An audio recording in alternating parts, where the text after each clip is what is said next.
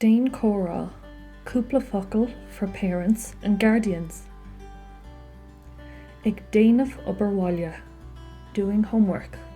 Cuid a hain, part 1.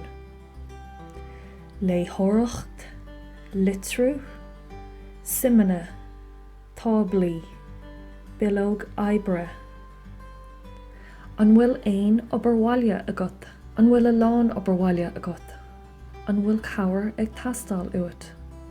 An bhfuil sé deachar, an bhfuil sé éasca, an bhfuil sé simúil, an bhfuil d'obair Bhaile críochnaithe agat. Have you finished your homework? An bhfuil de leabhar agat? Do you have your book? An bhfuil de fiann agat? Do you have your pen? Cá bhfuil de leabhar? Where is your book? Cá bhfuil de chóipleabhar? Cá bhfuil de cóta? Cá bhfuil de fianslaí d'adóireachta? Cá bhfuil de dhialann? Cá bhfuil de bhoscalón? Cá bhfuil de bhála scoile? Cá bhfuil de bhilóg?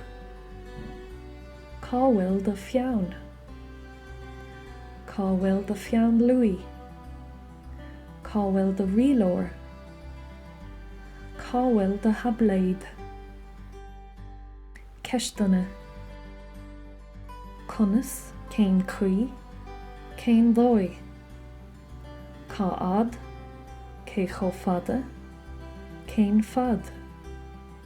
Cá ad, cé chomh-fada, cén fad? Cé bhéad, cá bhéad? Cé chomh minic? Cad, céard, cén cineál, cén sais? Cén táimé? Cathan? Cén uair? Cén áit? Cá, cén? Cé acu? Cé? Cén fá? For more information, visit irishforparents.ie.